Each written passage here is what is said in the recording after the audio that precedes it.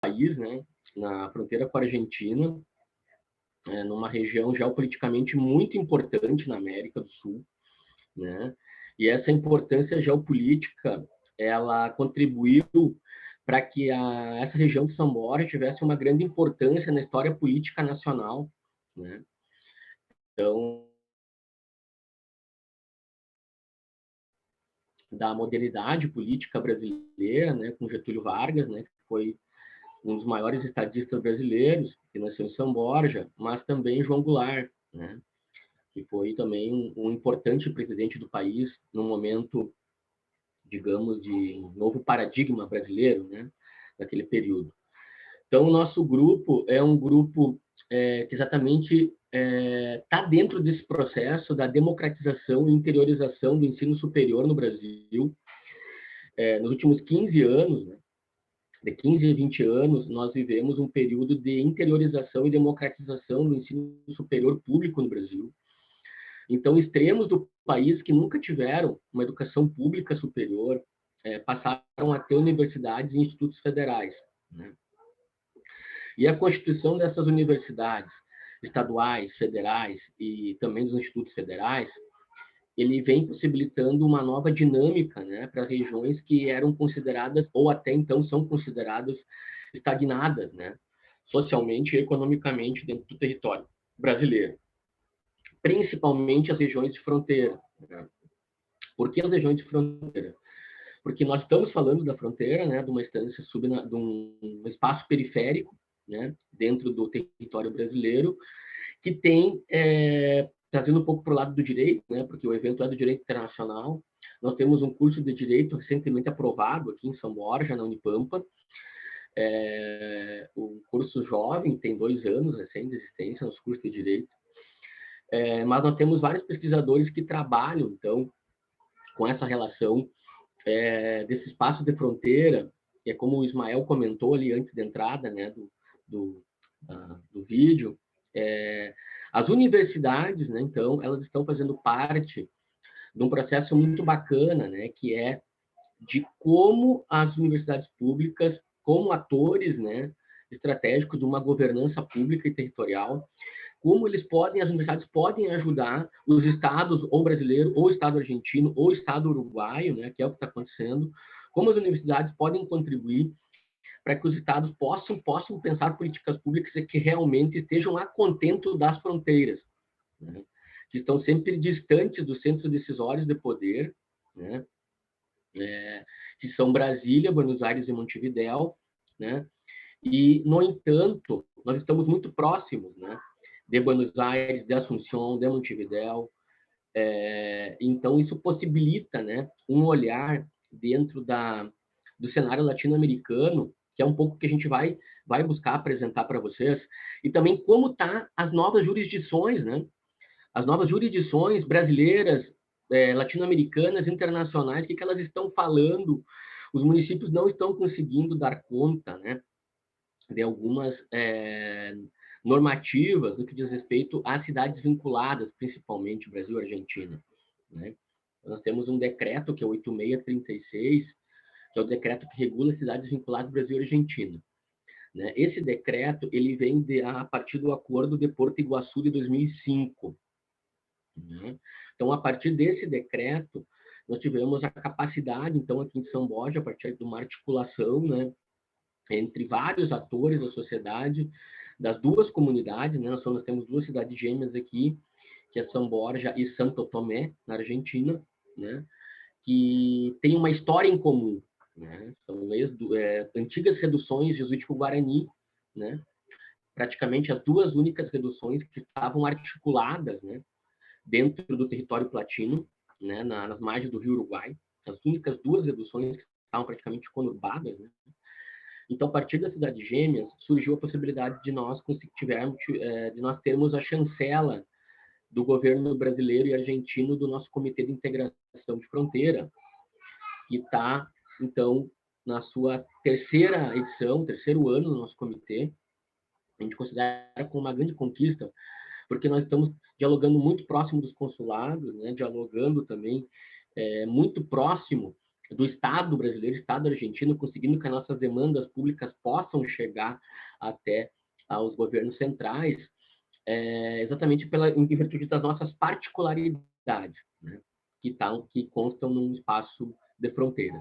Então, nós dividimos a nossa fala em 3 momentos. Num primeiro momento, nós vamos apresentar essa dinâmica social, cultural e histórica da região territorial, com o Jardel, né, que é um mestrando nosso. Nós temos um programa aqui na Unipampa, acho que fica essa parceria, né, é muito importante essas redes de trabalho. Nós temos um programa de pós-graduação a nível de mestrado profissional, que é em políticas públicas, né? Então, nós estamos na área de ciência política e relações internacionais. Então, hoje, é com muita alegria que a gente fala, né, para a comunidade que hoje São Borja é um polo da ciência política brasileira. Nós temos poucos cursos de ciência política a nível de graduação no Brasil, e nós temos uma graduação pública em ciência política.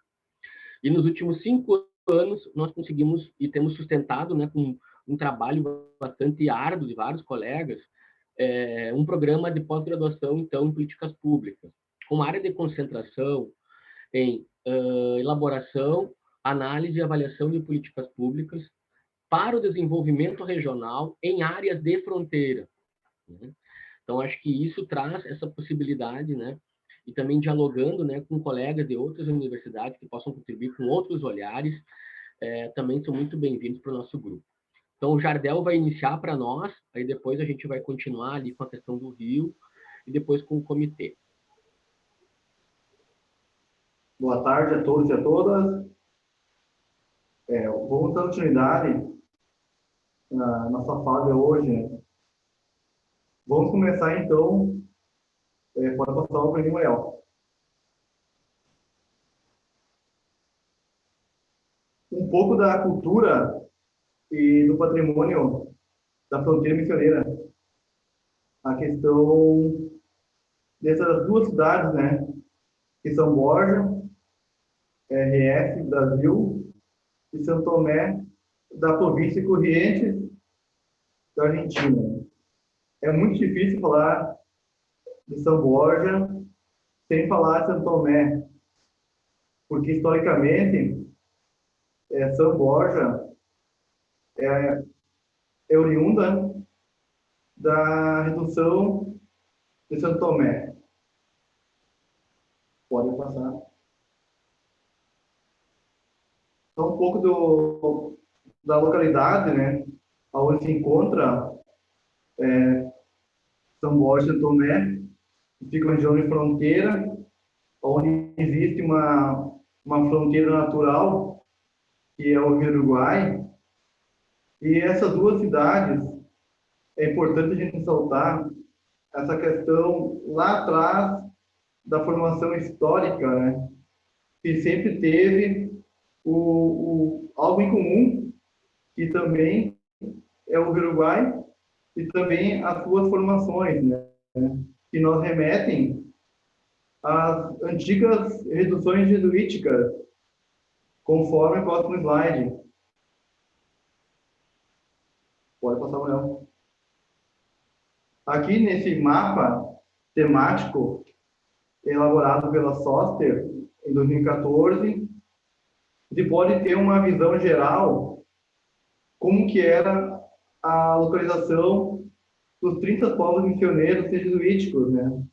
Que foi considerado um dos maiores projetos institucionais da história da humanidade, se podemos dizer assim, né? Nesse mapa, a gente pode identificar que São Tomé e São Borja, eles ficam um pouco afastados das outras reduções, né? Conforme historiadores, o Rodrigo Mauer, o professor Rodrigo, ele nos diz que São Borja parte a partir de São Tomé, quando o padre Francisco Garcia ele vai para São Borja, para a redução de São Borja, né, para criar uma redução, né. A princípio era um modo de melhor dizendo, era um modo de ir atrás e tentar colocar o espaço institucional alguns índios, né, que não se adaptavam, não estavam inseridos ainda nas reduções. Uma redução, né? A princípio, era um modo de, melhor dizendo, era um modo de ir atrás e tentar colocar o som tá sendo bom, hein? Sim, pode continuar. Tá. Aqui tá meio ruim a internet. Voltando, então. É importante conhecer, essa brevemente, né, essa questão histórica entre essas duas cidades atuais, né, São Tomé e São Borja, que sempre elas tiveram algo em comum, sendo bom, hein? E isso demonstra lá no passado, né? Sim, Quando, pode continuar. quando São Borja... Tá meio ruim a internet. Voltando, então. Quando São Borja... É importante fazia... Professor, perdão, desculpe a interrupção. Se o senhor estiver com o YouTube ligado, muta ele, porque senão ele faz um eco. Não dá aberto nada aqui.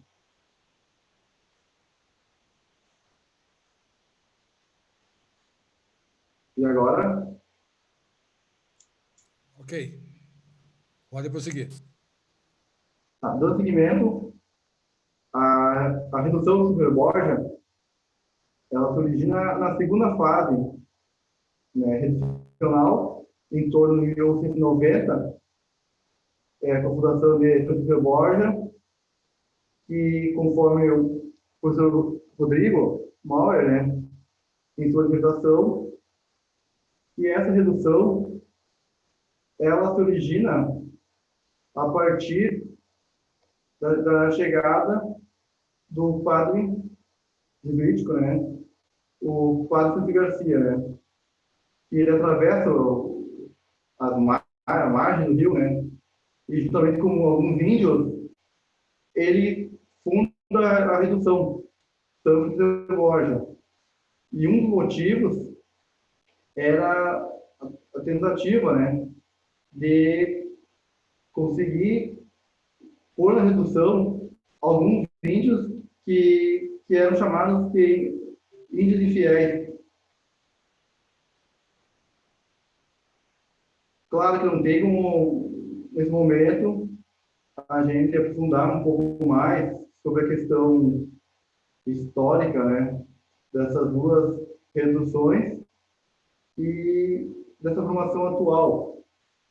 Mas é só para ter um entendimento que sempre São Borja e São Tomé tiveram uma relação, tanto lá na questão jesuítica, né, e também atualmente, tanto antes da ponte, com o comércio formiga e com a balsa, e atualmente com a ponte, né, internacional.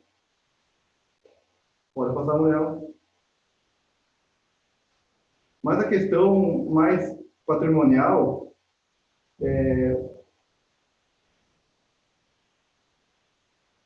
o grupo de pesquisa, ele já vem atuando também em algumas questões de redução patrimonial. A partir de 2014, surge um projeto que ele visa levar o conhecimento das pessoas, né, da comunidade, sobre essa questão cultural de São Borja. E até então foi elaborado um material didático, pode passar, né? Um material didático, um livro didático que pode ser considerado como uma política pública, educacional e também cultural, porque até então não tinha um material específico, né, para as escolas, para levar um pouco do conhecimento sobre a história, sobre a memória e também sobre as paisagens culturais da cidade de São Borja, cidade histórica. Claro que, a partir de 2006, houve um grande avanço em São Borja, tanto acadêmica, com artigos, dissertações, TCCs, teses. Então, houve um grande avanço nessa questão de estudos da questão da história, da memória, questão do patrimônio cultural de São Borja. E nesse livro, os autores que foram envolvidos, muitos já vinham trabalhando nessas questões temáticas, né? Pode passar o Léo.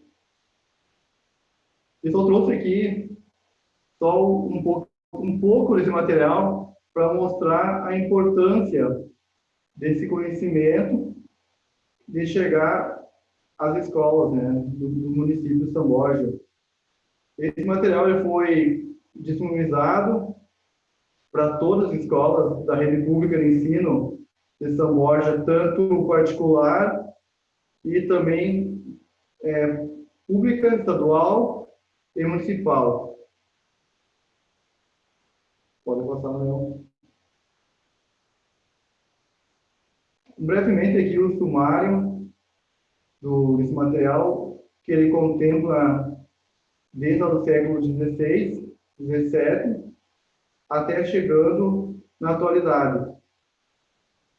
Aqui tem um capítulo do livro que fala da questão do bairro do Passo, que é um bairro que está diretamente interligado com a região do Uruguai, né? Na fronteira, essa questão de fronteira.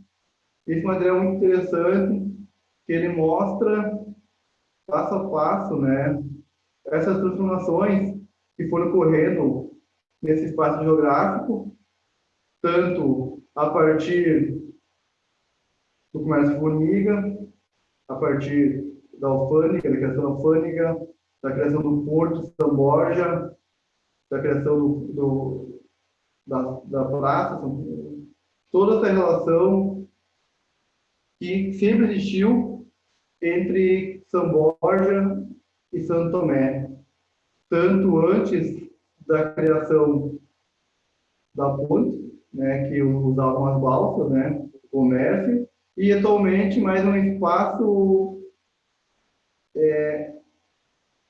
turístico, né, a questão do bairro do Passo, em relação ao Porto de São Borja. Ele passa um espaço de comércio, que não tem mais a questão da balsa, né, mais de 20 anos, e atualmente esse espaço ele é um espaço mais turístico e mais para lazer. Em relação ao patrimônio cultural, material, porque São Borja tem muito imaterial, mas material nós não temos ruínas, né? Mas tem a questão das estatuárias jesuíticas, e uma das principais é a estatuária do patrono da cidade, que é o Francisco de Borja, né, que está presente na Igreja Matriz de São Borja, no centro da cidade, né, e é uma obra muito, muito boa. Por quê? Dando nessa questão acho importante trazer essa parte das estatuárias, porque é algo que é material, que se pode ver a questão das imaginárias. E uma sugestão, um trabalho de dissertação, um mestrado, já foi concluído, de um colega que faz pesquisas dessa questão imaginárias, o mestre Fernando Rodrigues. Ele vai atrás das estatuárias que foram inventariadas, né, se não me engano, na década de 80, e nesse trabalho dele, ele vai em busca aonde está essas estatuárias, que não estão no museu, em São Borja, né?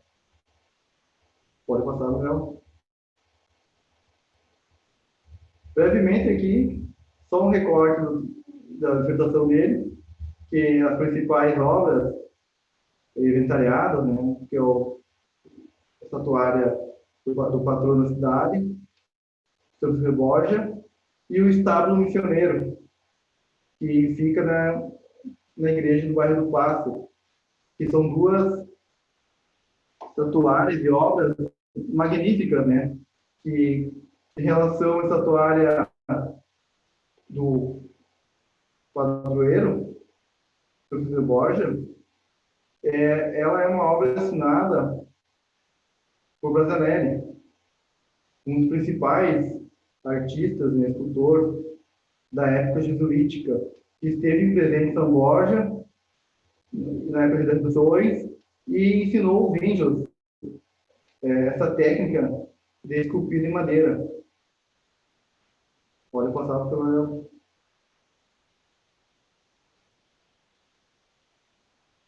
Eu trouxe aqui um pouco da exposição itinerante do trabalho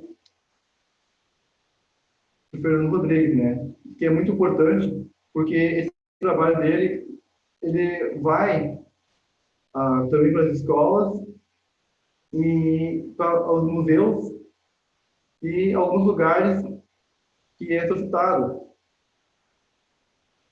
E, a princípio, de momento, quase o tempo, da minha parte é isso. Uma amostra só dessa questão patrimonial que está sendo feita em São Borja. Obrigado, Jardel. Então, a gente já planejou, então, a nossa participação na atividade, tentando contemplar, né, um pouco das linhas de pesquisa que nós temos no nosso grupo. Nós temos um grupo mais de dinâmicas sociais, culturais, históricas, uma linha mais de governança, né, pública, uma linha de políticas educacionais e culturais, né, fronteira, e uma linha mais de integração, né, e, de certa forma, dialoga bastante com o direito internacional. Eu vou passar, então, de imediato para o nosso colega, professor Alex, né, Retamoso, bem-vindo, também é pesquisador do nosso grupo. O Alex também tem um trabalho muito importante na área de estudos de fronteira e vai apresentar um pouco do que ele vem pesquisando no doutorado dele para contribuir conosco.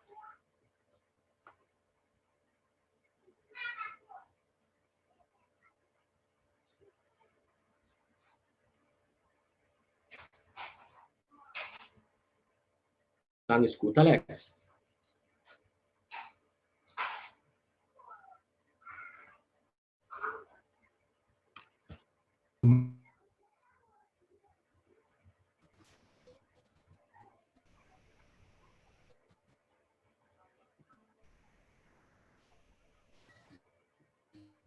Alex?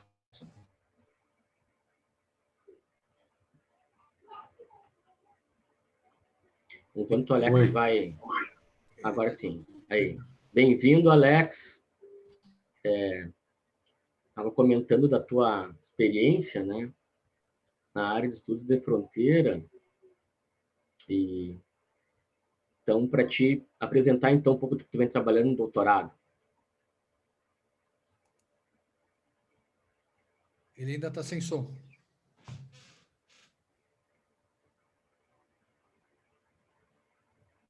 Sei se acho que caiu a conexão, né? De repente eu vou continuando, pode ser? A gente vai passar para uma outra parte e aí quando ele retornar a gente continua, tá?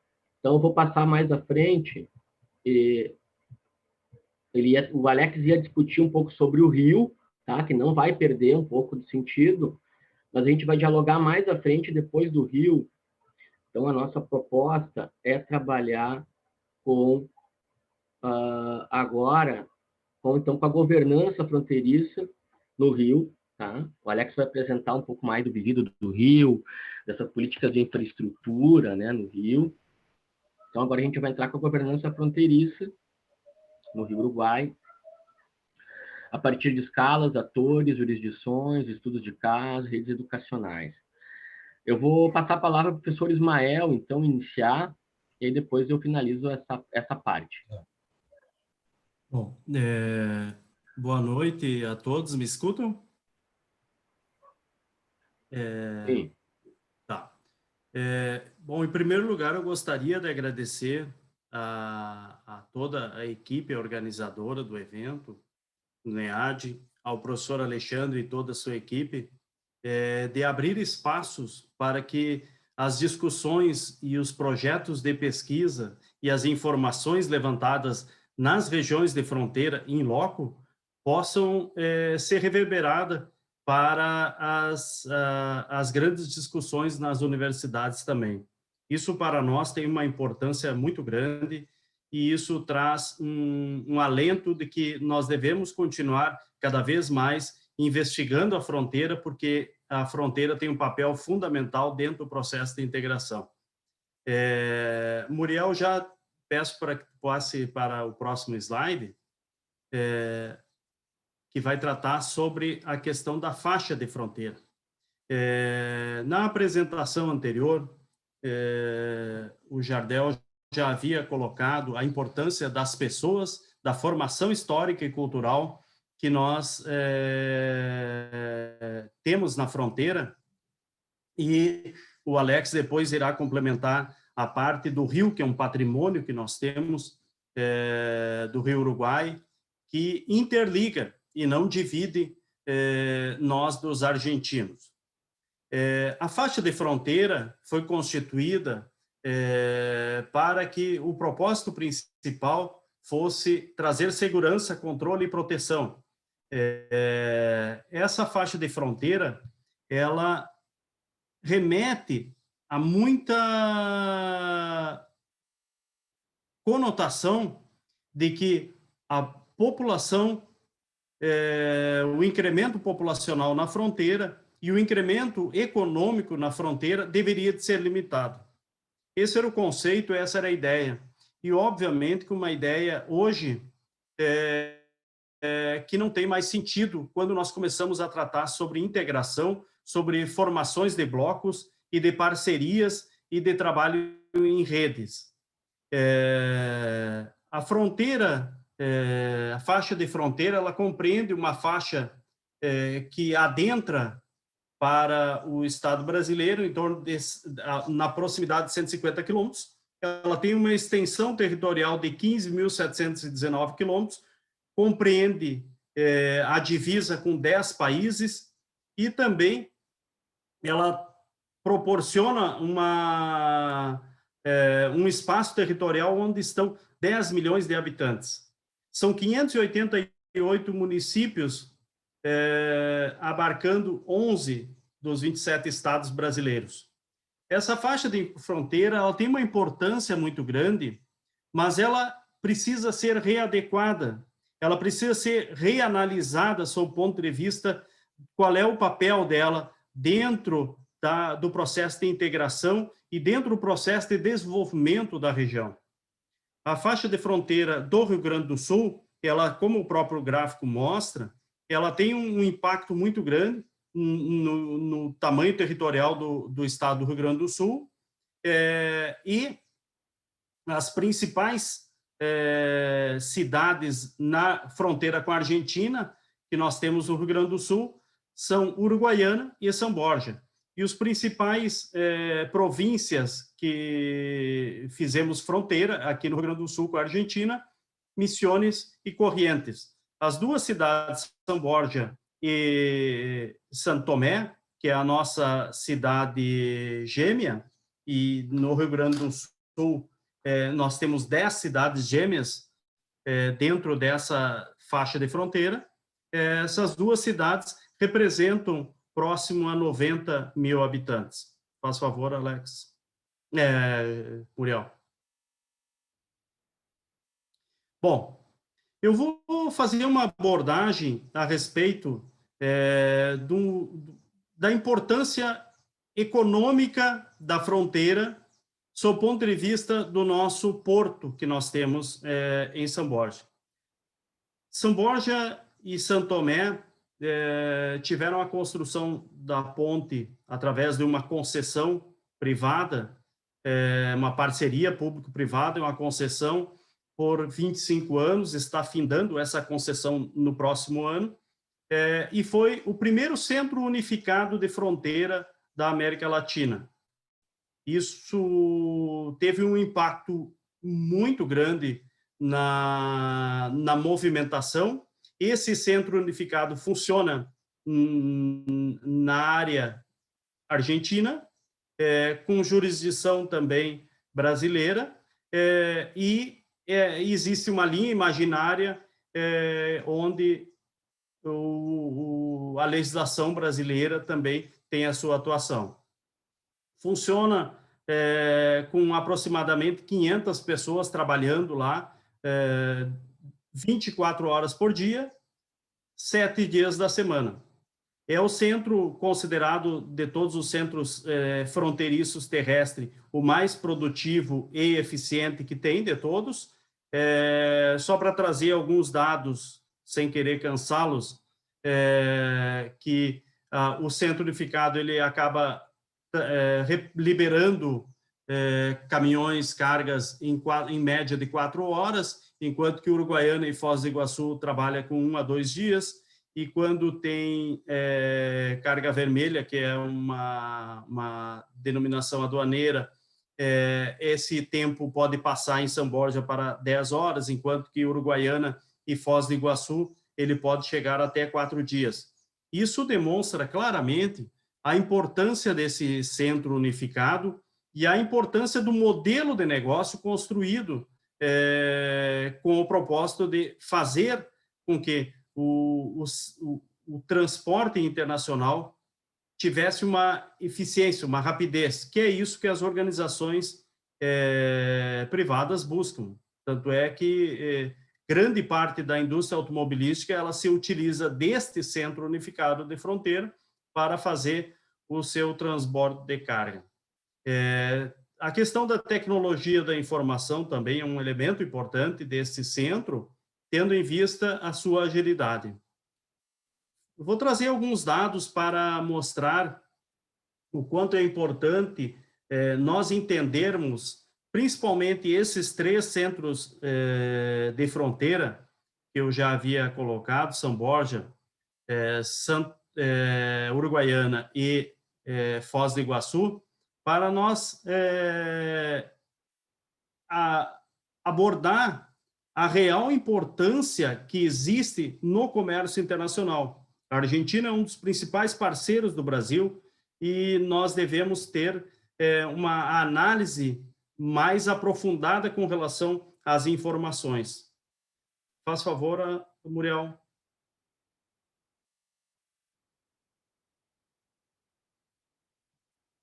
Próximo.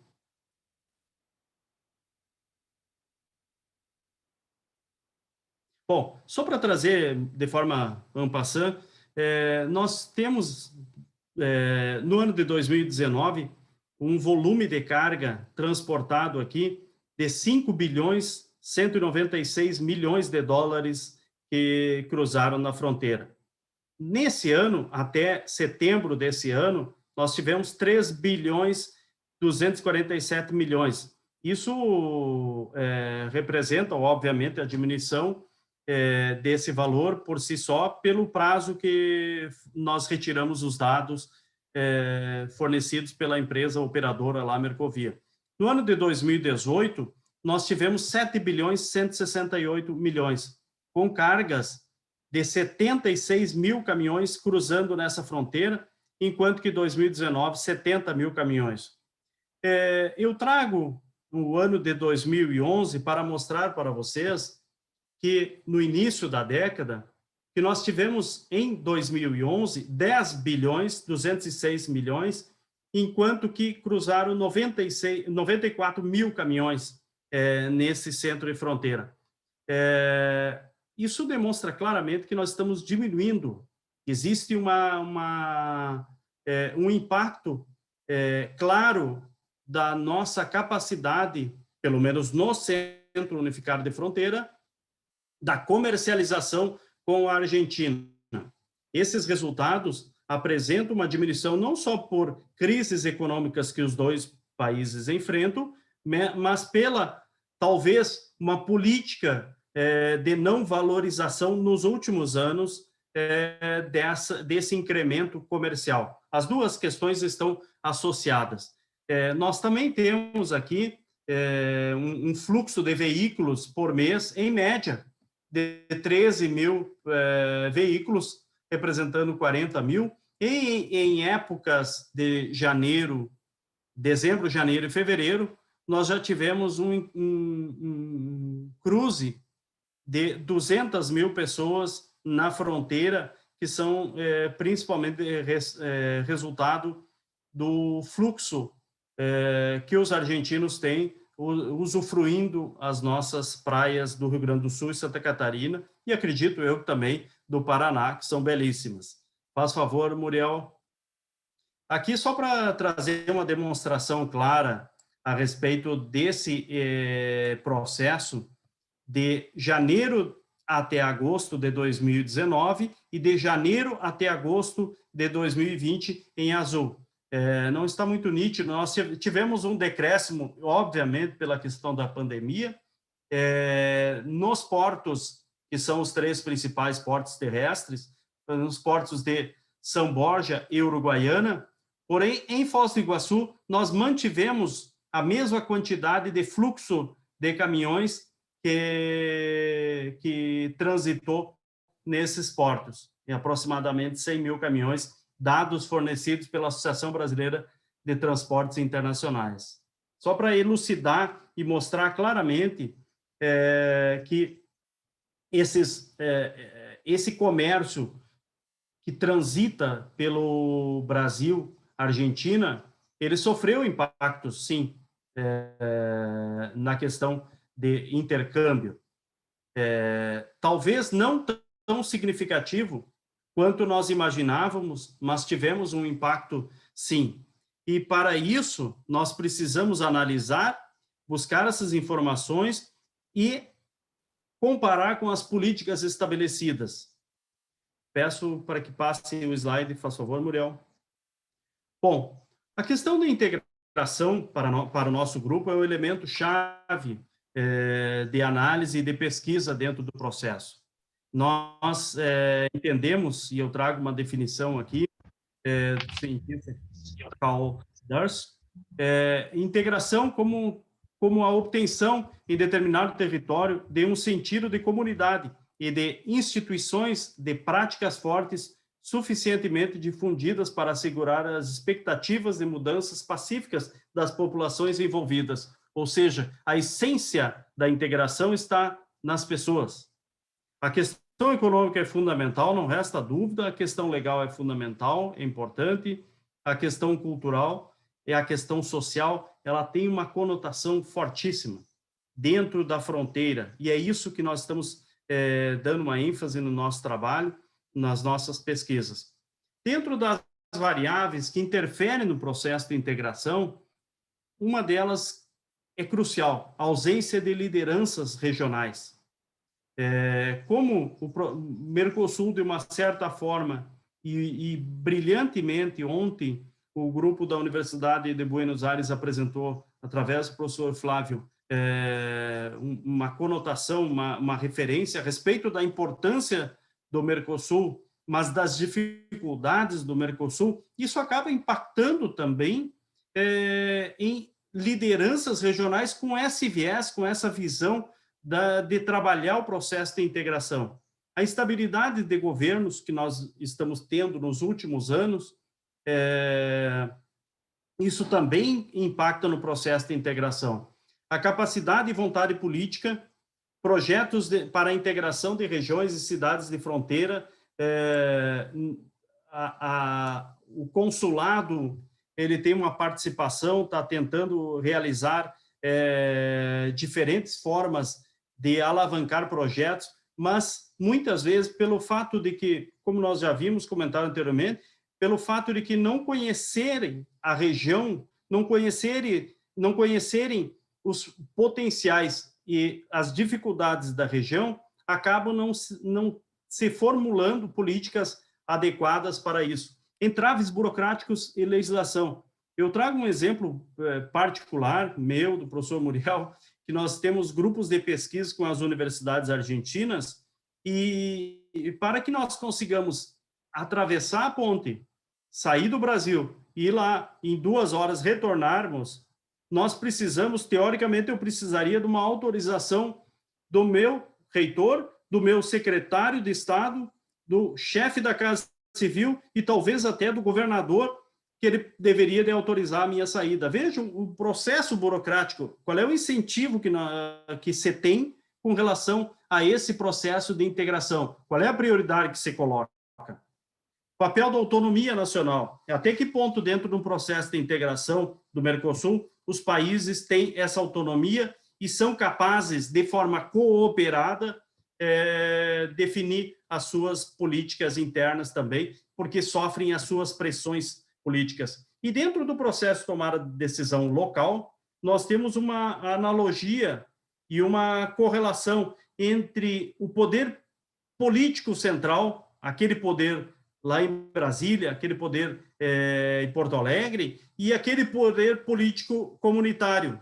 A questão do top-down e do bottom-up.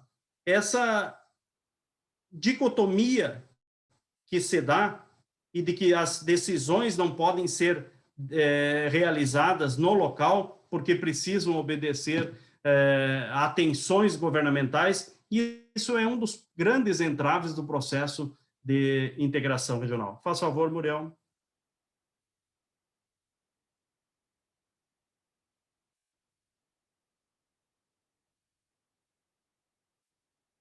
Não? Bom, eu não estou conseguindo ver o slide, mas eu vou seguir aqui. Estão me ouvindo? Sim, professor, acho que o Muriel caiu. Tá, não, mas não tem problema. Continuamos aqui. A governança, então, ela está relacionada ao exercício do poder e da autoridade.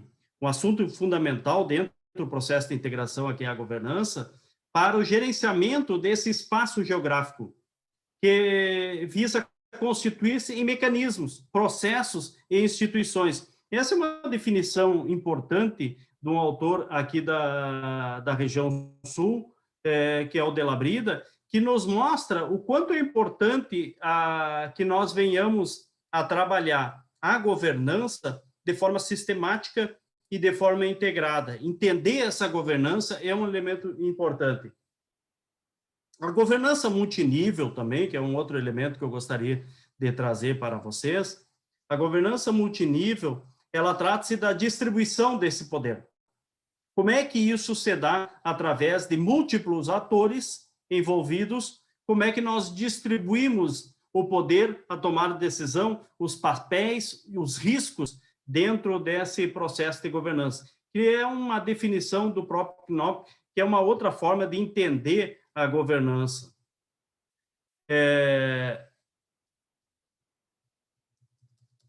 Também trago uma definição de Rhodes, que governança é um processo complexo de tomada de decisão, que antecipa e ultrapassa o governo. Essa é uma visão sistêmica do processo de governança. Nos últimos anos, e outros trabalhos já colocaram a visão da sociedade em redes, pelo Castel, esse modelo de governança necessária a ser empregada nos tempos atuais, devido às exigências da própria sociedade, nos coloca como um papel atuante, nós, instituições de ensino, coloca instituições empresariais como um papel atuante, coloca governo também como um papel atuante e coordenador do processo. Entender o governo, governo, como alguém que irá não só governar, como também coordenar os agentes envolvidos, é um enorme desafio que se tem. E eu trago alguns conceitos também dentro dessa visão sistêmica do Amato, algo importante que é dentro da governança nós entendermos o conceito de redes. Redes é um conjunto de partes interconectadas por relações bem definidas. Essa é a essência do que a Mato traz para nós, da definição de redes, e nos dá, volto a repetir, nos dá a ideia sistêmica do entendimento da governança e das redes. Importante também frisar que governar em redes é, antes de tudo, uma provocação ao sistema burocrático tradicional que nós temos. Esse desafio é um desafio a ser exigido e cumprido pela própria sociedade como um todo. A governança em redes, ela refere-se à estrutura, organização, coordenação interna e seus mecanismos regulatórios e de tomada de decisão interpostos e colocados de forma sistemática para garantir os interesses dos membros, ou seja, os interesses dos membros, ele tem que ser um interesse comunitário, um interesse coletivo, e assegurar que as normas sejam cumpridas. Uma definição também de Provan e Keynes, que eu trago para vocês. Mas quais são as dificuldades com relação a trabalhar nesse formato em redes? Quais são os critérios a serem estabelecidos e atendidos com relação a isso? Ponto crucial, confiança. A confiança é um elemento que nós, fronteiriços, sempre tivemos de uma forma muito fraca pela nossa formação cultural da fronteira. Ou seja, aquelas questões históricas das guerras, a ideia da fronteira como elemento de segurança apenas para evitar o ingresso dos argentinos, isso é um paradigma que precisa ser vencido e trabalhado. E é um paradigma muito complexo, porque ele tem muitos vieses que são difíceis de serem rompidos. Número de integrantes dessa rede também é um elemento importante. Consenso com relação aos objetivos.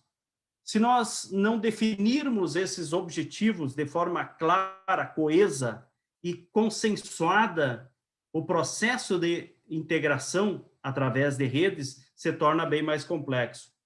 As necessidades e competências de cada um, o papel de cada um. E também nós temos, dentro do elemento de tensão de governança, a questão da eficiência desse processo decisório comparado com a inclusão dos participantes. Ou seja, quais os resultados que isso está gerando? Quais as expectativas que os participantes, dentro da formação de redes, tinham com relação ao que se definiu, que se consensuou como objetivos? A legitimidade interna da rede e a legitimidade externa. Muitas vezes decidimos aqui na fronteira, se decide na fronteira, porém, outras instâncias não dão essa legitimidade para isso. A flexibilidade e a estabilidade. Até que ponto alguns exemplos, como eu trouxe para vocês, até que ponto ele pode ser flexibilizado ou ele não tem condições de ser, porque existe uma legislação e toda legislação ela deve ter um viés de interpretação também, de estabilidade que deve ser interpretada. Então, da minha parte, eu gostaria de enfatizar da importância de entendermos a fronteira, entendermos os potenciais dessa fronteira, o que nós temos na fronteira, que são elementos econômicos fundamentais, e também como que se dá essa governança, como que essa governança acaba gerando condições para o processo de integração. E essa governança dentro de um modelo territorial e modelo de redes a ser abordado. Da minha parte, seria isso, e eu repasso, eu não sei se o professor Muriel ainda está conectado, mas o professor Muriel iria abordar a questão dos comitês fronteiriços, que é a construção resultante desse processo de redes, ou repasso para o Alex, que irá fazer a abordagem sobre as condições estruturais que nós temos na nossa fronteira, principalmente o nosso grande patrimônio, que é o rio. Alex? Boa noite, então, a todos e todas. Peço desculpas pela forma como a gente se organizou, porque era para a gente fazer uma fala com bastante problemas técnicos. Eu recém falei para o Muriel, eu estou em São Leopoldo, o Muriel está em São Borja, e São Borja está se desenhando, parece um temporal, e acabou caindo a internet dele também lá. Aqui eu tive que migrar do computador para o celular para poder conversar melhor com vocês. Eu vou ficar devendo a mídia por conta de que o Muriel não está conseguindo se conectar e vocês não vão ter acesso, então, aos slides, né? Mas como a gente vai achar um jeito depois de socializar, eu gostaria, então, só de começar aí algumas reflexões para que a gente possa aí, trocar informações, trocar algumas ideias sobre essa fronteira, né? Somos tantas fronteiras, né? E acho que cada uma tem suas peculiaridades, né? E a nossa não é diferente, né? Eu sou nascido em São Borja e me dei conta ao longo dos últimos anos de que eu não conhecia tão bem a fronteira quanto eu achava que eu conhecia. Eu vim fazer doutoramento na Unicinos e vim trazendo justamente a ideia de pesquisar as relações de fronteira e principalmente as pessoas que estão lá. E a partir dessas pessoas eu encontrei um rio que para mim era, embora estivesse sempre ali preternamente a mim, me percebi de costa para esse rio, né? E ao mesmo tempo que refleti sobre isso, me percebi de costa também para a fronteira, né? E trabalhar, sou administrador, trabalho na Unipampa desde 2006, participei do processo de implantação do campus e tal, e consegui, de certa forma, perceber dali a dificuldade que é institucionalmente você entender fronteiras, né? Fronteira não é só uma compreensão interpessoal, né? É uma questão também institucional. E para a gente compreender ela, a gente precisa ter nas mãos as informações mais precisas, né? E muitas vezes essas informações não estão disponíveis imediatamente, né? Então, muitas vezes a gente precisa, não só como pesquisadores, né, mas enquanto moradores mesmo das regiões, a gente precisa estar atento e ir atrás, né? Às vezes as questões mais importantes são encobertas por algumas outras. E eu encontrei nesse rio uma ponte, e eu faço eu vou instigar vocês a partir do texto do Simmel, que é A Ponte e a Porta, e que eu enxerguei essa fronteira, esse rio e essa ponte como uma ponte e como uma porta, né? E por que como uma ponte e uma porta? Porque, de certa forma, se a gente for olhar ao longo de tudo que já foi dito agora pelos meninos aí, questão histórica, né, um passado em comum com um país que, de certa forma, ao longo da sua territorialização foi se apartando, né, tanto quanto língua quanto território, né? Então, quando hoje a gente chama o vizinho de argentino, a gente não está falando só sobre de um outro lado do rio, né? A gente está falando sobre toda uma configuração, né, cultural e institucional desse sujeito que está do outro lado. E esse rio que está ali, ele vem sendo utilizado nessa construção social, tanto de pessoas que estão ali se relacionando, quanto os próprios estados, né, que se institucionalizaram ao longo dessas experiências né, desde o período colonial, desde das próprias missões. Então, é uma região que há muito tempo vem tendo, né, ocupações, hábitos, mudanças, né? Nem sempre mudanças, quer dizer, nem sempre não, quase nunca mudanças pactuadas com o local, né? Sempre mudanças, guerras ou conflitos, né? E nos últimos anos se potencializou aí essa ideia de integração que o professor Ismael abordou tão bem. Contudo, a gente percebe que alguns elementos ainda são bastante difusos, né? Mas eu não vou me deter à questão da integração, eu vou falar mais sobre justamente esse marcador, né? Não só como recurso, o rio, mas como um formador de hábitos, né? Quando alguém constrói uma ponte, não necessariamente uma ponte física, né? Mas pode ser uma tecnologia, né? Uma forma de atravessar um rio, a forma de atravessar um território, um método, né? Ele está imprimindo ali, né? Uma série de elementos para que isso aconteça, né? E esse esforço de vontade de construir uma proximidade com outra margem, no caso de um rio,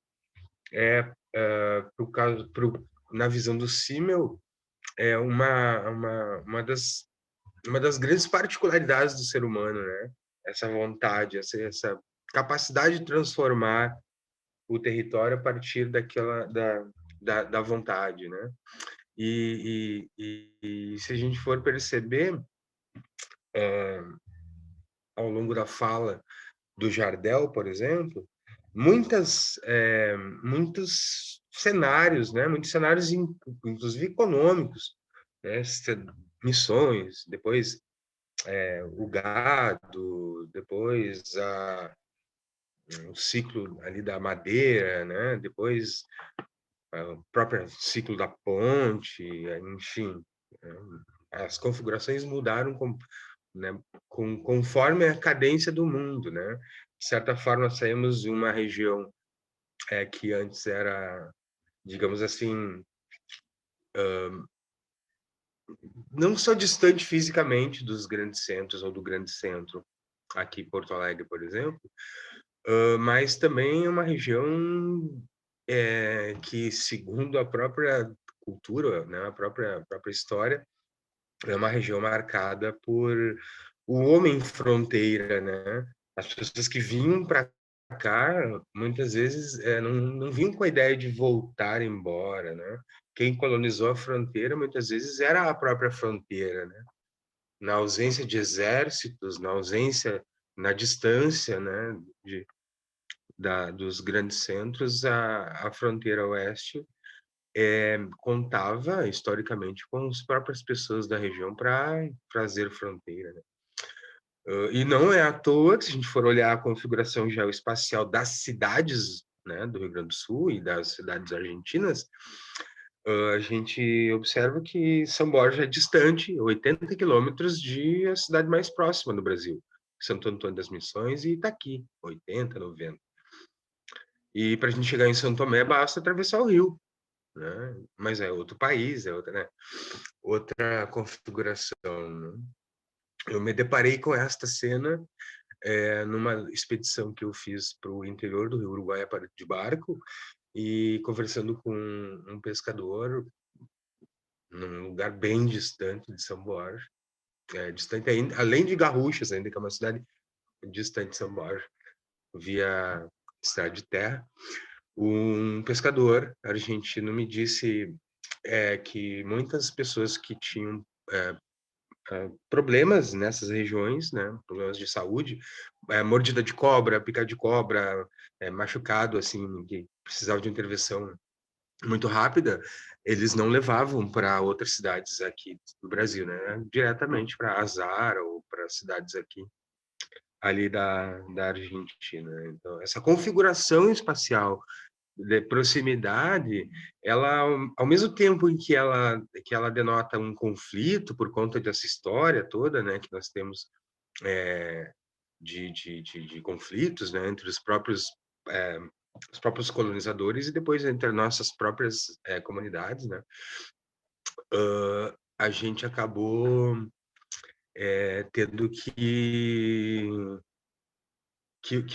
a gente precisa observar essas peculiaridades para entender um pouco melhor essa fronteira, né? É uma fronteira que é distante muitas vezes é mais distante né, dos seus vizinhos de língua do que dos que não têm. De certa forma, a nossa fronteira, ela explica um pouco, a gente pode explicar um pouco a nossa fronteira a partir daquele teórico americano, que foi um dos primeiros teóricos da fronteira, que é o Frederick Turner, e que tinha como ideia que a fronteira é uma linha de expansão de populações civilizadas diante de terras selvagens, né? E se a gente for observar a colonização brasileira, né, nós estamos sempre de frente para o mar e de costa para essa linha da fronteira, né? Por isso que eu falo, a gente é de costa para o rio, porque de certa forma a gente olha, e não que não faça, mas de certa forma ele não ele é um elemento de fronteira, não necessariamente é uma porta.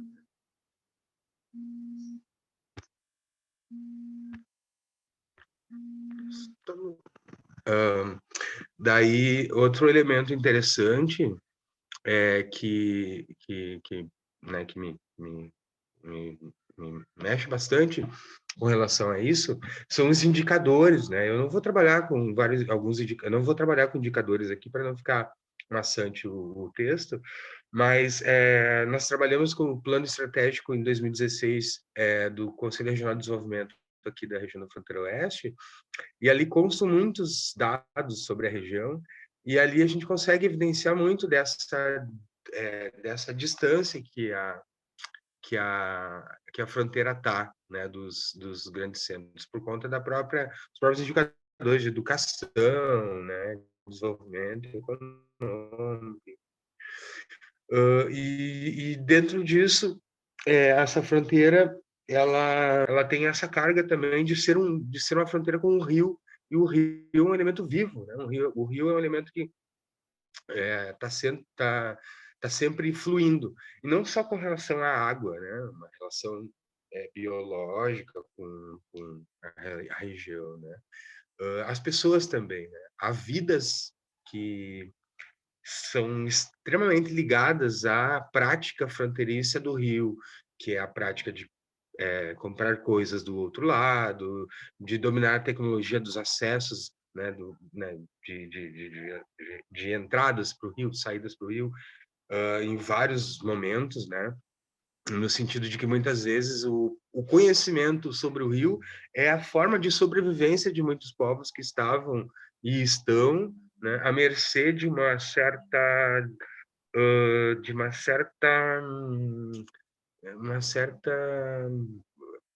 são pessoas anônimas, né? São pessoas que não fazem parte de generalidades políticas, nem de grupos específicos, né? Então, são pessoas que muitas vezes estão tão à margem quanto as próprias margens do rio. E a partir disso... Oi. Com licença, nós estamos no tempo aqui, né? Demos 60 minutos já, um pouquinho mais. Conseguimos finalizar já? Claro, conseguimos sim. Tá bom, obrigada. Daí eu só vou fazer um apanhado a respeito do comitê daí, tá? Tá. Não, eu só queria... Escuta, Alex. Eu estou escutando.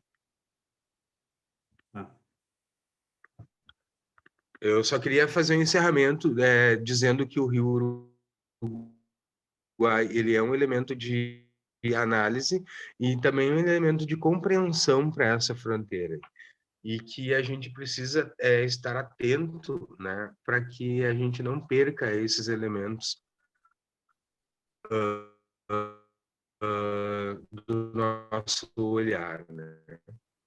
Mas era isso. Obrigado. Bom, Obrigado, Alex.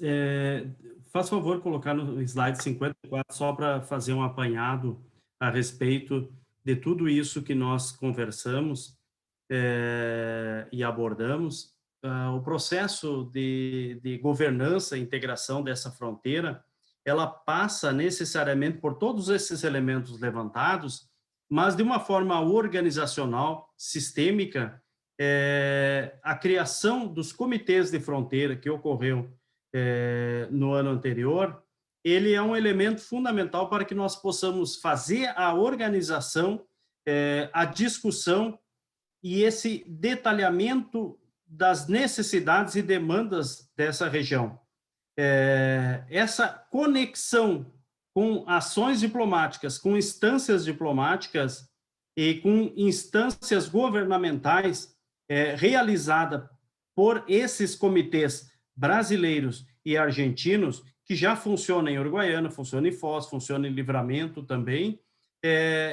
Esses comitês, ele tem esse propósito de organizar, dar uma sustentação estrutural administrativa para que as ações possam ter efeito com relação à integração, não só do ponto de vista social e cultural, do ponto de vista econômico, do ponto de vista ambiental, que é a essência do desenvolvimento sustentável. Então, sem querer ultrapassar o tempo, eu gostaria, mais uma vez, de reforçar muito o agradecimento com relação à oportunidade que nós tivemos de mostrar a nossa fronteira e pedir escusas pelo colega Muriel, que não pôde dar continuidade devido a problemas técnicos.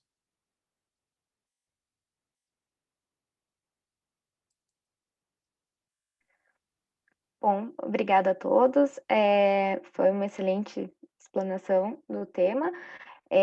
Então, aqui, agora, a gente tem algumas perguntas, né, que foram realizadas. Tem vários elogios no chat, né? Aqui nós temos a Eva, que elogiou diversas vezes a disseminação da educação patrimonial, né? Então, teve vários elogios ali no chat. Entre das questões, aqui nós temos uma pergunta realizada pelo professor Luiz Alexandre Cartowinter.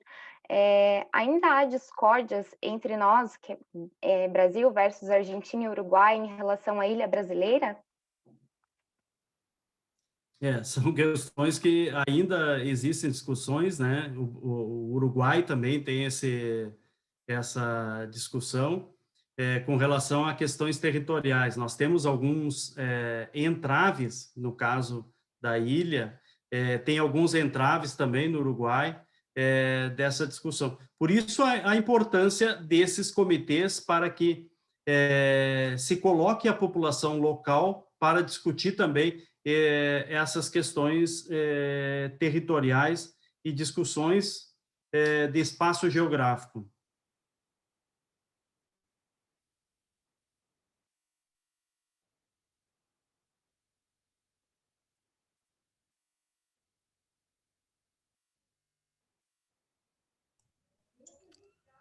Ok. Acredito que a Ana tenha tido algum problema também. Caiu também. É que nós está muito irregular agora a internet, está flutuando bastante. Aqui o tempo não está bom aqui também.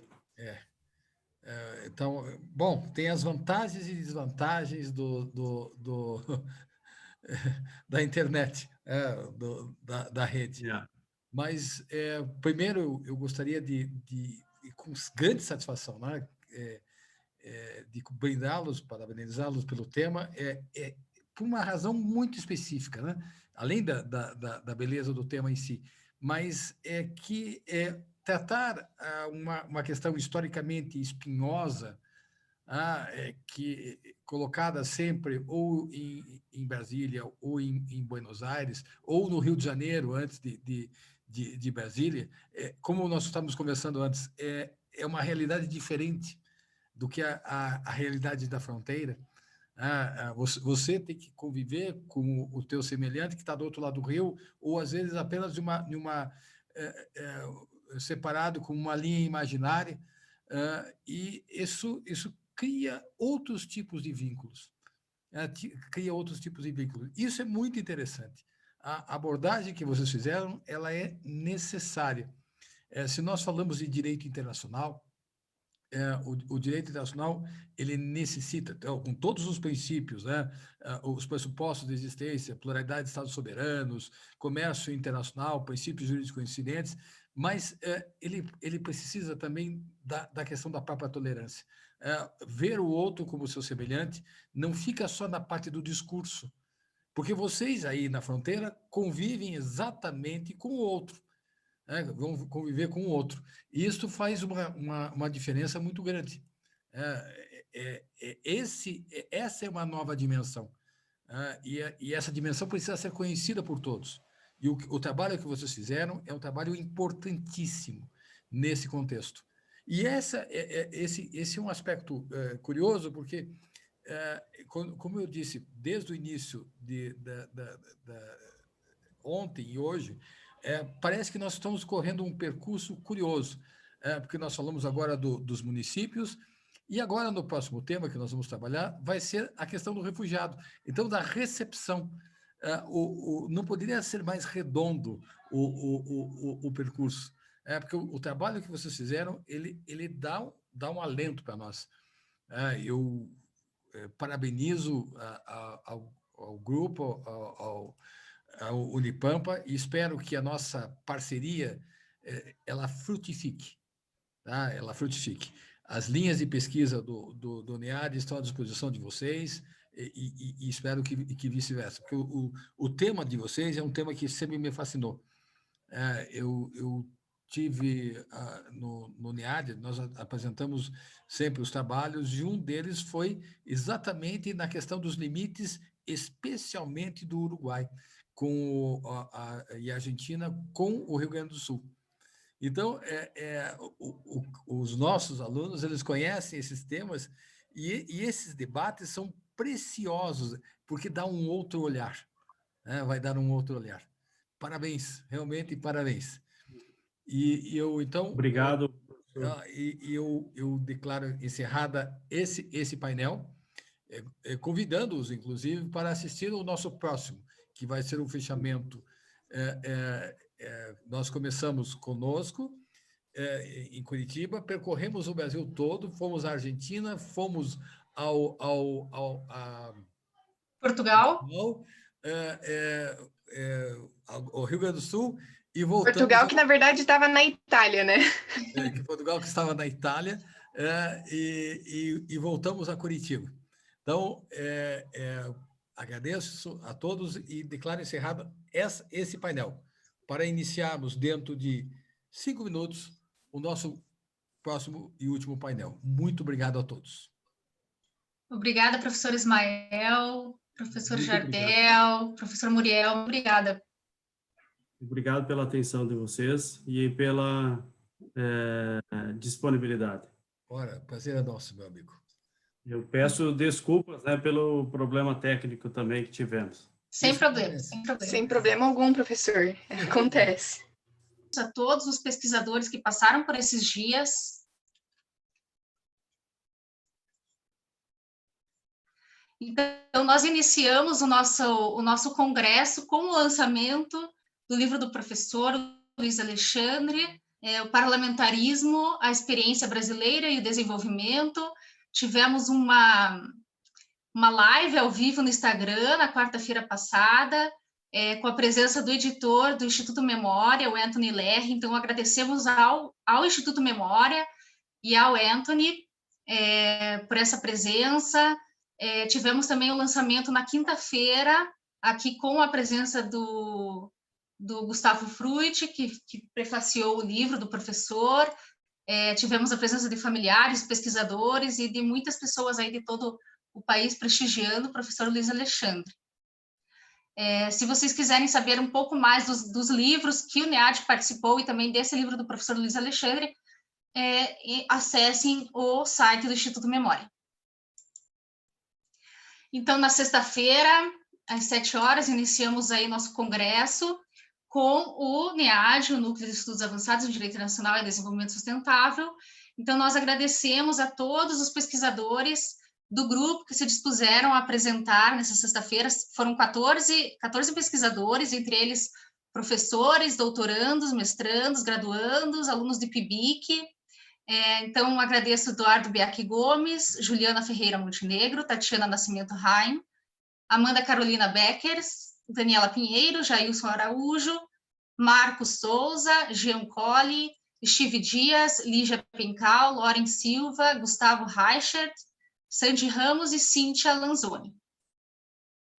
Bom, agora passo a palavra para a Júlia, que irá agradecer os outros grupos de pesquisa. Bom, então, novamente, eu gostaria de agradecer do fundo do coração todos os grupos que aceitaram e estiveram presentes, comemorando os 21 anos de história e presença acadêmica do NEAD, abrindo o congresso, o segundo dia do congresso, dia 24 de outubro, no sábado de manhã, nós tivemos o Núcleo de Direito Internacional de Ribeirão Preto, o NEDIRP, com os pesquisadores Caio Alexandre Capelari Anselmo e Tiago Giovanni Romero. Muito obrigada. Em seguida... E a moderadora, Letícia Salles.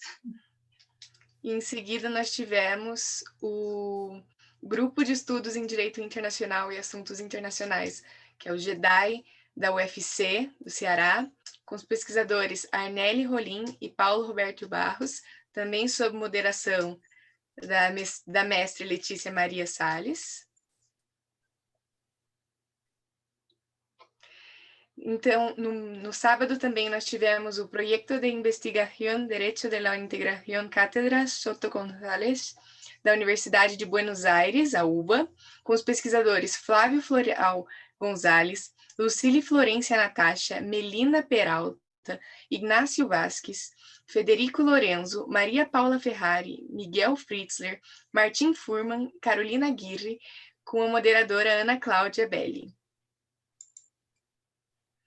Então, nós tivemos Direito Internacional Sem Fronteiras, o DISF, de Minas Gerais, com os pesquisadores Raquel Castilho da Silva, Vinícius Abrantes, Matheus Silva, com a moderadora Ana Cláudia Belli.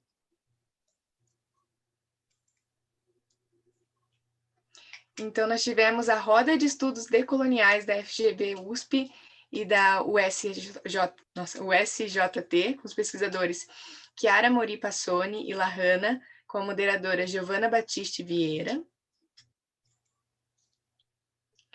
Também tivemos, no sábado, o Centro de Estudos em Direito do Mar Vicente Marota Rangel, do CEDMAR da USP, com os pesquisadores Bárbara Mourão Sachê, Júlia Schutz Veiga, Paulo Henrique Reis de Oliveira, Wellington Borges Corbalan Tebar, sob moderação da Victoria Chwinski Verussa. Em seguida, o Laboratório de Estudos e Pesquisas Avançadas em Direito Internacional e Ambiental, o LEPADIA, do UFRJ, com os pesquisadores Milena Fontoura Monteiro, Bruna Ribeiro, Laís Silva, Marcelo das Neves e Milton de Souza, sob moderação da Jéssica Bulim, encerrando o segundo dia do congresso. No domingo... Oi, você vai falar, Nicole? Não, pode continuar, pode continuar. Então, no domingo, nós iniciamos o terceiro dia com o Grupo de Estudos do Sistema Interamericano de Direitos Humanos, o GECID, com os pesquisadores Alixele Ventura, Késia Leão e Felipe Gomes, sob moderação da Juliane Tedesco Andretta. Em seguida, nós tivemos o Núcleo Democracia, Direito Internacional e Direitos Humanos, do Centro Internacional de Direitos Humanos de São Paulo, com os pesquisadores Alfredo Atier, Celso de Oliveira Santos, Ana Carolina França, Beatriz Niyama, Bianca Pupo, Ellen Kurossi, Marina Carvalho, sob mediação de Paulo Vitor Kamers. Então, tivemos o Centro de Estudos Estratégicos do Atlântico da Universidade de Lisboa, com o pesquisador comandante Dr. Jaime Ferreira da Silva e o professor Pedro Borges Graça, que estava não presente, mas presente, sob mediação da mediadora Loren Brunolho Silva. Então, nós tivemos o Núcleo de Estudos para a Paz da Universidade Federal da Integração Latino-Americana, UNILA, com os pesquisadores Gustavo Oliveira Vieira, Rafael Euclides Seidel Batista, Nathalie Hoff e Pedro Horta, sob mediação da Gabriele Yuri. Então, tivemos o... Perdão, que agora eu fiquei sem o nome. Eu esqueci de colocar, desculpa. O Núcleo de Estudos e Pesquisa em Direito Internacional, NEPED, da UERJ. O NEPED da UERJ, com os pesquisadores Giovana Chirico, Wallace Santana, Lucas Albuquerque, Thiago Sussikind e Giovana Ventura, sob mediação da Lígia Loridin Pencal. Gente, esses slides foram feitos agora, de última hora, tá? Então, desculpe a falha. Então, tivemos o laboratório, o Lab Politier. Isso. E com os pesquisadores Muriel Pinto, Alex Retamoso, Ismael Ramadã e Jardel Silva. É o Laboratório de Políticas Públicas e Territórios Fronteiriços da Universidade Federal do Pampa, do Rio Grande do Sul. E, por último, mas não menos importante, tivemos o Direito Migratório em Curitiba, no Brasil e no Mundo, do Unicuritiba, sob coordenação da professora Michele Rastreiter, com as pesquisadoras Rafaela Pacheco, Fernanda Julian e Thaís de Souza Soares, sob mediação da Martina Luiza Barbosa. Pessoal, foram mais de 70 palestrantes no congresso, sem contar os mediadores do NEAD, e foram pesquisas incríveis que realmente demonstraram a importância dessa interconectividade que a gente tem que ter entre os grupos. Conhecer esses pesquisadores e conhecer essas pesquisas fomenta a nossa vontade e o nosso interesse em cada uma delas. Então, foi muito, muito, muito bom participar do congresso, foi muito bom ouvir o que todos os pesquisadores tiveram para falar. Eu acho que todos contribuíram de uma forma excelente e os temas não poderiam ter sido melhor escolhidos, nem que nós tivéssemos escolhidos. Eles se linkaram muito bem e eu acho que todos que assistiram e todos que apresentaram conseguiram tirar um ótimo proveito. Eu estou muito, muito feliz e muito honrada de ter participado disso. E eu gostaria de agradecer a Nicole, que me ajudou a organizar, o professor Luiz Alexandre, que sem ele nada seria possível, todo mundo que está assistindo aqui pelo YouTube, estou morrendo por um computador aqui, outro aqui. Dá graças a Deus que a internet funcionou, que as transmissões funcionaram, que deu tudo certo. Deu tudo certo, a gente teve um probleminha nos e-mails, para demorar um pouquinho, mas tudo correu tranquilamente, então, muito obrigada. Agora eu passo a palavra para a Nicole para continuar os agradecimentos e o encerramento do congresso. Antes de continuar, eu também quero agradecer você, Júlia, pela colaboração, cooperação, pelas horas de trabalho. Eu acho que nós duas aí nos empenhamos muito para a realização desse congresso. Eu fico muito feliz, eu estou muito emocionada e eu fico muito feliz que tenha dado tudo certo. E não sei nem se eu vou conseguir continuar a falar, mas eu trago um pouquinho aqui, são poucas fotos, mas um pouquinho da história que fez parte do NEAD, que faz parte. Então, aqui eu trago uma foto comemorativa dos 10 anos do grupo. Foi realizada um jantar no restaurante Dom Antônio, aqui de Curitiba, um restaurante muito tradicional aí da cultura italiana, que aqui no Paraná, em Curitiba, é muito forte. Então, em 2009, temos essa foto, não temos fotos mais antigas, infelizmente, mas até porque nessa época não era tão forte essa questão de celular com foto e tal. Então, aqui, nós presenciamos aqui a professora Juliana Montenegro, a professora Franciele Mores, a monitora da época, a Letícia Salles, nós temos o Marchinho, nós temos o professor Eduardo Beck Gomes, o professor, claro, o professor Luiz Alexandre, o Dargin, quem mais, professor, se o senhor puder me auxiliar? Paulo César Souza, Marcos Souza, então, uma coletânea então, de vários pesquisadores, mas que estavam todos presentes, né? Foi um bom momento também. A Aline, a professora Célia. Exatamente. Foi um bom momento. E aí aqui eu trago uma foto que eu tenho, uma foto pessoal, na época que eu fiz a monitoria do NEAD, foi 2012, 2013, só para mostrar para vocês como é importante a questão da monitoria dentro do grupo. Nós temos normalmente um monitor ou uma monitora por ano, e essa monitora ela cuida de toda a organização do grupo durante os 2 semestres que participa. Então, ela faz as atas, cuida também dos pesquisadores, faz essa relação entre os palestrantes e os pesquisadores do grupo. Então, eu trouxe aqui uma foto da época de 2012, 2013. Então, foi muito importante. Eu agradeço eternamente a professora Amanda Beckers, foi ela que me convidou para ser monitora daquele ano. Aqui nós vemos muitos pesquisadores que na época eram graduandos e que hoje já são doutores ou doutorandos. Nós vemos a professora Michele aqui no meio, Michele Rastreiter. Nós vemos também a professora Cíntia Lanzoni, a professora Amanda Beckers à esquerda, a professora Ana aqui ao lado do professor também, o Igor, que agora está tentando um doutorado nos Estados Unidos. Então, só para demonstrar aqui para vocês como é importante essa continuidade e influência aqui dos pesquisadores para nós, que na época eu era graduanda também, eu estava no meu terceiro período, acredito, de Direito, da PUC, entrei no grupo no 2º semestre de Direito e continuo até hoje.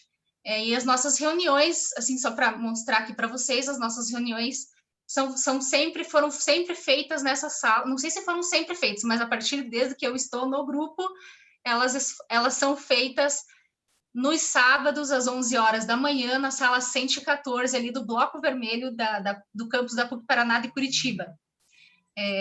E agora, claro, na pandemia, estamos fazendo online. E esses professores eram professores da Colômbia. Sim. Os professores da Colômbia, que vieram apresentar no grupo. E agora trago uma foto da nossa comemoração do ano passado, dos 20 anos do NEAD. Também foi um evento muito especial. Organizei esse evento junto com a professora Letícia Salles. Então, nós trouxemos professores de todo o país, incentivamos a pesquisa e a entrega de pesquisas aí de alunos de todo o país. Então, nós tivemos mais de 70 trabalhos de resumos expandidos apresentados, e acredito que cerca de 9 ou 10 artigos aí de professores e pesquisadores também, que comporam o livro A Construção do Pensamento, 20 anos do NEAD PUC Paraná, lançado pelo Instituto Memória. Então, muito especial esse evento também, com o lançamento do nosso livro, e foi extremamente especial. Fizemos esse jantar no restaurante Madalosso, também bem tradicional aqui de Curitiba, da cultura italiana. Vemos aí os diversos professores. E o Cine Guerra, o Gustavo, o Marcos Boeira, da Universidade Federal do Rio Grande do Sul, dentre outros aqui presentes, o professor Steve, o professor Marcos, a professora Juliana, que estavam presentes. A professora Ângela. Então, foi um bom momento. Professor Eduardo, professor Gustavo Oliveira, que apresentou hoje à tarde, da UNILA, professor Eduardo Agostinho, professora Amanda, professora Letícia, professor Bernardo Farias, lá do NEDIRP, de São Paulo, o Steve. Pessoas conhecidas aqui também. Sim, temos monitoras e pesquisadoras aqui também que foram moderadoras do nosso congresso de hoje, desses dias. Temos a Naili, a Jéssica, a Lígia, a Isadora, que irá fazer o sorteio mais tarde. Isso. E tem os meus pais aqui ao lado também, que compareceram ao jantar.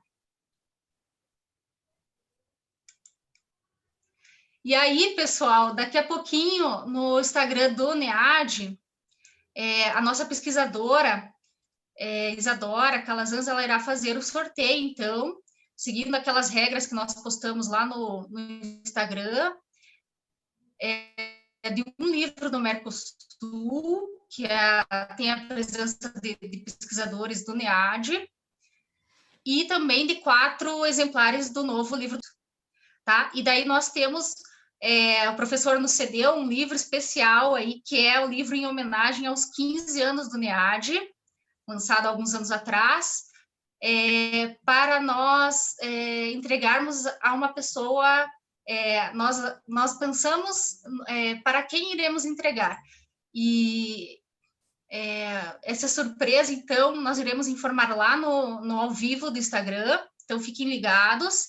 Nós iremos entregar um exemplar do Direito Internacional, na verdade serão duas entregas, um exemplar do Direito Internacional, Desenvolvimento e Democracia na Pós-Modernidade, e também mais um exemplar do Parlamentarismo para as 2 pessoas que mais contribuíram ali com o nosso chat, a gente pensou nisso, que estavam presentes na maioria das reuniões aqui, das palestras. Então, nós iremos anunciar esses 2 nomes lá no Instagram do NEAD daqui a pouquinho. Então, fiquem ligados. E aí, uma novidade aí para quem não estava sabendo, acho que a maioria das pessoas não estão sabendo, nós iremos e já estamos pensando, então, no próximo ano, um congresso do NEAD, o Congresso Mercosul 30 anos, já que o Mercosul é aí o tema mais influente no nosso grupo de pesquisa. Então, nós iremos realizar esse congresso, ainda não temos a data, mas fiquem ligados, porque nós teremos o recebimento e a apresentação de trabalhos. Provavelmente será online. Então, nós esperamos a contribuição de todos os pesquisadores de todo o país e de fora, aos coordenadores de pesquisa, de grupos de pesquisa que estejam nos assistindo, por favor, já informem aos seus pesquisadores e alunos que nós teremos esse evento e que preparem as suas pesquisas e as suas contribuições para o próximo ano. Ok? E é isso, muito obrigada. Agradeço imensamente a Júlia e ao professor Luiz Alexandre pela confiança. Tivemos muitas horas de trabalho. Eu tenho muita gratidão pelo professor, pelo incentivo à pesquisa, à orientação e, assim, pela amizade de todos esses anos, a todos os professores do NEAD, a todos os pesquisadores, monitoras, moderadores, moderadoras, e a todos aqueles que passaram pelo grupo e que ainda permanecem, porque esse grupo é muito especial. Ele não tem 21 anos por acaso, porque as pessoas que nele estão são muito comprometidas com a pesquisa, muito comprometidas entre si, há muita cooperação e auxílio entre as pessoas que fazem parte desse grupo. Então, muito obrigada. Passo a palavra para o professor Luiz Alexandre. Obrigado. Que dizer, né?